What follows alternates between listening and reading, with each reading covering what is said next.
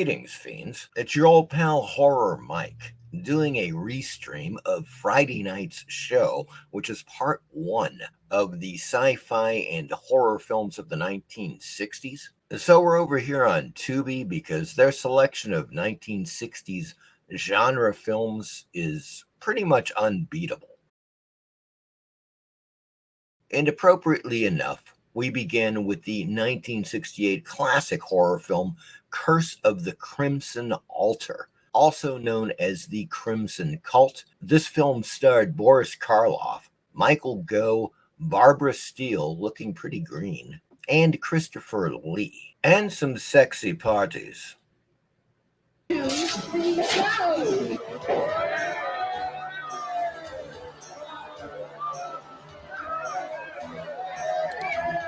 In search of his missing brother, Robert Manning is led to a remote country house that he believes may be tied to the legend of the Black Witch.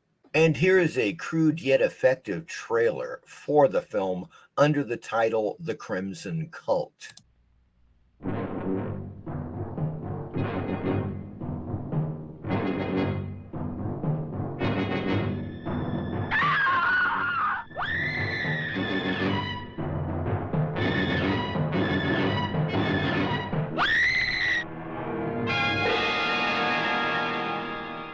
The Crimson Cult. Hedonists of horror. The devil is not exactly noted for his sense of humor.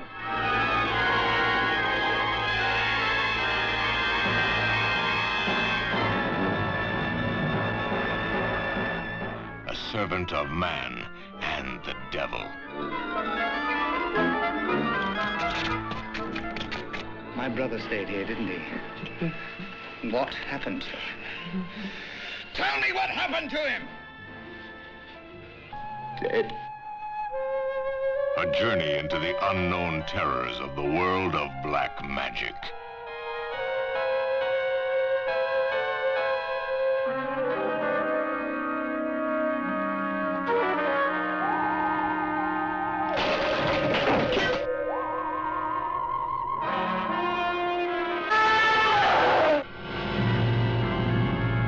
But we all know the subconscious mind can play strange, sometimes terrifying tricks. The living bridge between this world and the unknown.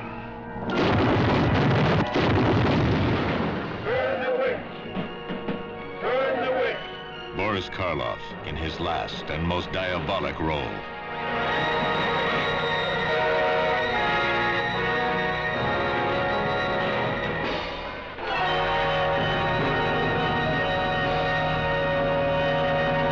There you go, folks. The trailer for The Crimson Cult, aka Curse of the Crimson Altar.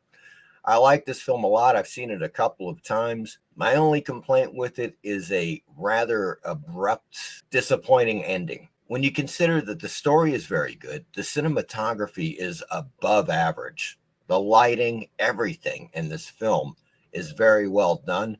The ending, to me, was just kind of a letdown. It is on Tubi and elsewhere. Highly recommended, Curse of the Crimson Altar.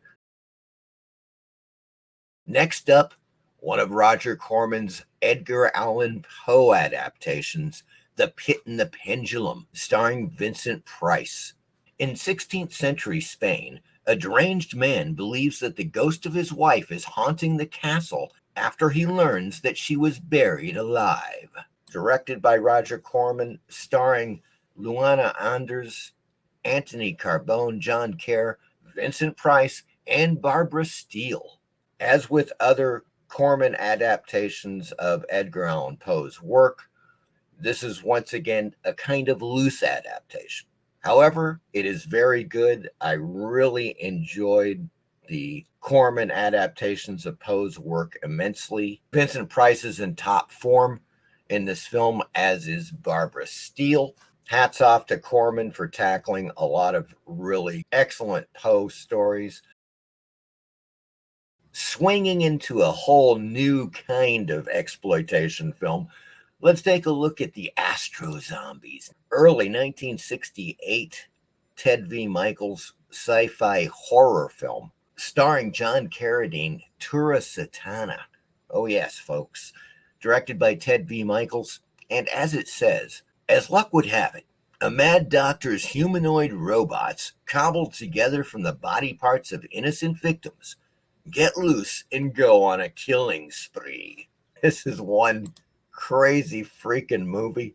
I love the poster art. That key art is just beautiful. And of course, I had to make it part of the thumbnail for this video. And naturally, I have a very short but effective trailer for Astro Zombies.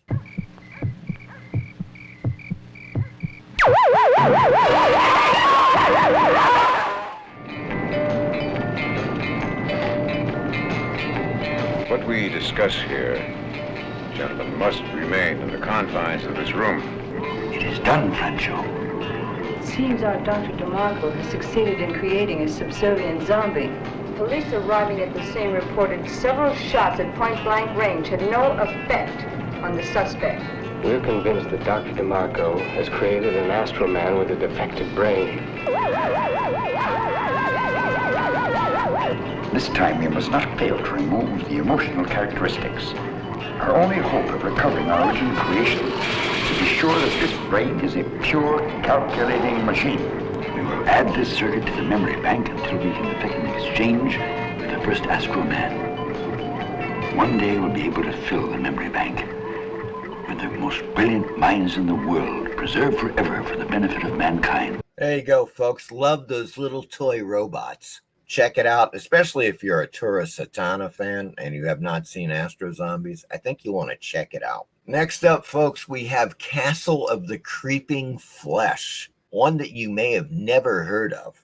But let me tell you this, it delivers the goods. Now, it may be a little slow in parts, but if you're looking for a lot of titillation and TNA delivery, Castle of the Creeping Flesh delivers.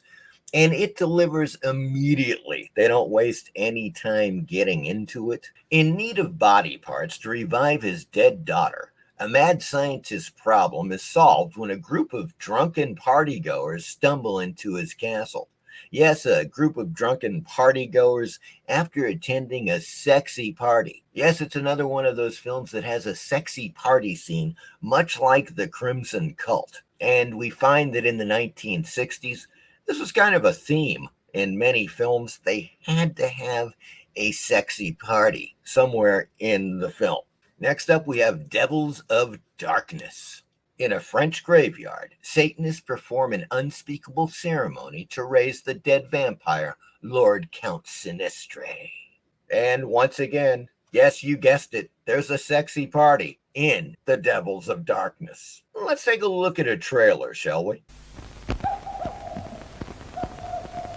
Count Sinistre, born 1588, condemned for his barbaric crimes to be buried alive.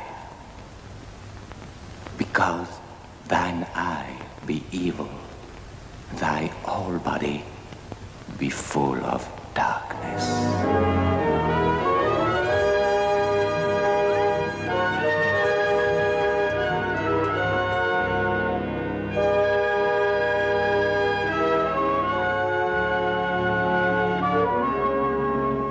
Inspector, I've told you everything I know. Magic and the supernatural? Treasury of witchcraft? Oh, Master, we are your slaves. We obey without question.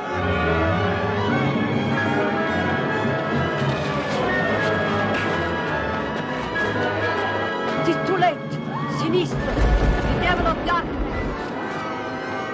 The sexy party in Devils of Darkness is nowhere near as good as the sexy party in The Crimson Cult. That's the best one of all three of these films featuring sexy 60s parties. He's a brainiac on the dance floor, and he's killing like he's never killed before. That's right, folks. It's The Brainiac from 1962, a sci-fi horror schlocker directed by Chano Urueta. A 17th century Mexican baron who was buried alive for crimes of the occult comes back 300 years later in the most unexpected and hungry way. Oh, yeah, he's using that tongue, folks. I love the key art once again. That's one thing about these 60s films, as you may notice. There's a lot of really great key art or movie posters used in these 60s films, and the Brainiac is no exception. Just check out the fangs and that tongue going right after the hapless babe there. Next up, we have Queen of Blood, starring John Saxon, Basil Rathbone, and a young Dennis Hopper. This 1966 sci-fi horror film deals with a rescue team from Earth that flies out to help the survivors of a crash on Mars, unaware that the aliens involved in the crash have a thirst for blood. Naturally, I have a little trailer for Queen of Blood.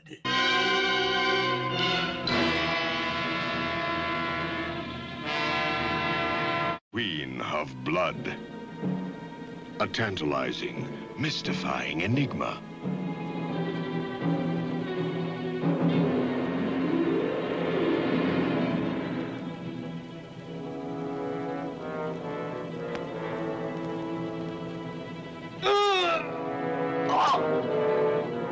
She's gorged herself of fresh blood. She's a monster. We have a good supply of blood plasma with us. We'll use that to feed her. And if we run out of plasma, Commander?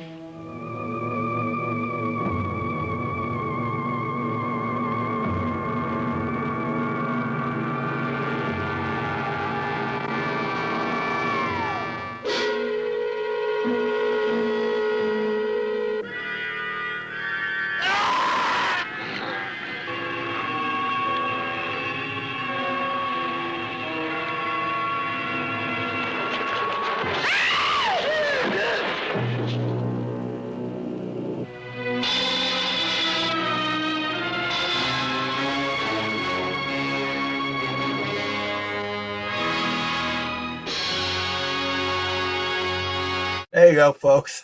A nice little trailer to Queen of Blood. Absolutely worth watching. One of the great things about Queen of Blood as well is being just really weird and occasionally creepy with the vampire alien woman is the fact that, yes, Forrest J. Ackerman, our good old Forry Ackerman, makes a little cameo appearance at the end of the film. Next up, we have a film that's either called Planets Against Us or Planets Around Us, as it says right there on the key art. I don't know, they should make up their minds. This 1962 sci-fi horror film concerns an alien race that clones cyborgs to look like a famous scientist's son, killed when he arrived on their planet to ready an alien invasion of Earth. I have not seen this film. I don't know if I'm going to watch the film. It is currently on my list, but it is one that I simply have not gotten to. On the other hand, unfortunately, I have seen They Came from Beyond Space. Now, the one thing about They Came from Beyond Space that I like is this key art. Oh yes, those hot alien babes.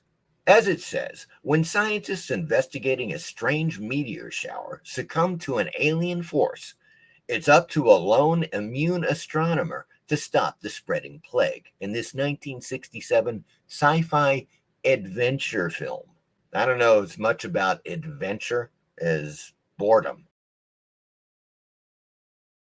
Ah, sweet redemption, my good fiends. Check these three movies out. Black Sabbath, Black Sunday, both Mario Bava films, and Peeping Tom.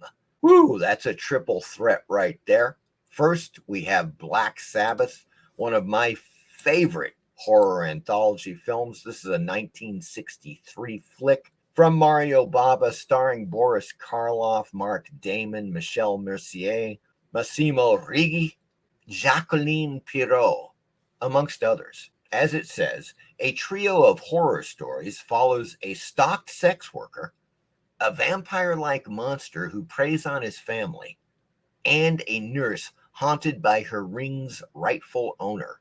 That last story, originally written by Anton Chekhov.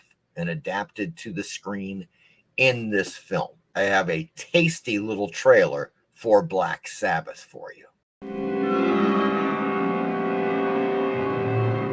Do you believe in ghosts? This is the night when fear and horror walk hand in hand. This is Black Sabbath. Starring the incomparable Boris Karloff, the personable Mark Damon, and lush and lovely women, even though one is from the netherworld, a vampire, a Burdalak. Black Sabbath, as ancient as superstition, as modern as the telephone. How nice you look with that towel around you. You always did have a beautiful body. Beautiful. A body to drive someone crazy. Who are you? Oh.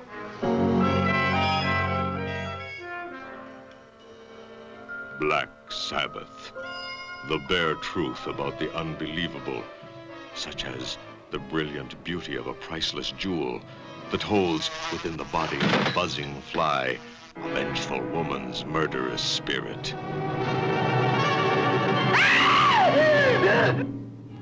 Only on the seventh night of the seventh full moon can the living see the lifeless undead. I am hungry. Is he man or vampire?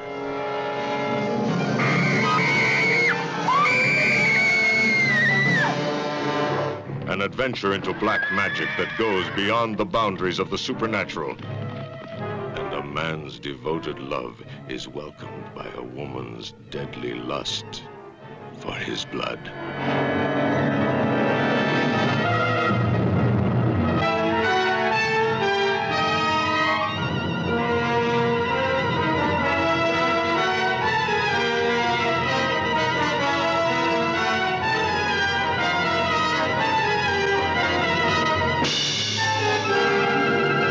Excellent trailer for an excellent horror anthology film, folks.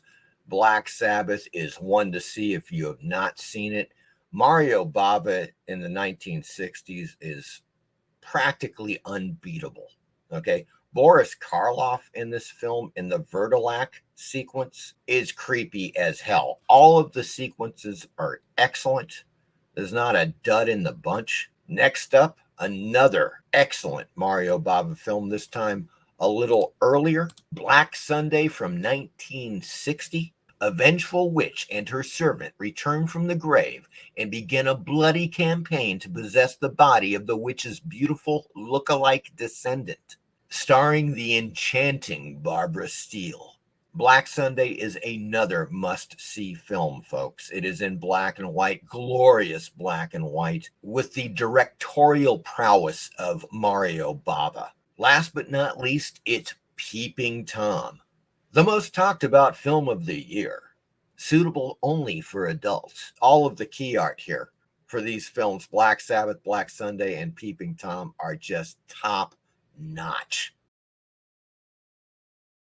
Peeping Tom, 1961. A repressed young man obsesses over the effects of terror. His instincts are fulfilled when he murders women and films their dying expressions. There is no denying this film is masterfully done. The cinematography is fantastic. The lighting, it's just really a textbook example of great filmmaking. It's not my cup of tea, generally speaking. I gravitate more towards sci-fi horror and supernatural horror films, but it is undeniably an excellent film. And of course, I have a short but effective trailer. And this trailer is for the 4K remaster of Peeping Tom. Mark, what do you do? I work in a film studio. I hope to be a director very soon. What's going on here? Murder. All this filming isn't healthy. Mark? Don't be shy. What are these films you can't wait to look at? My interest is in fear. Have you gone crazy? Yes. Put that camera away!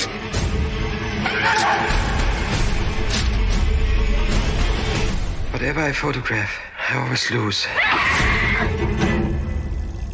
Fantastic trailer. I can't help thinking that Dario Argento was also influenced by Peeping Tom.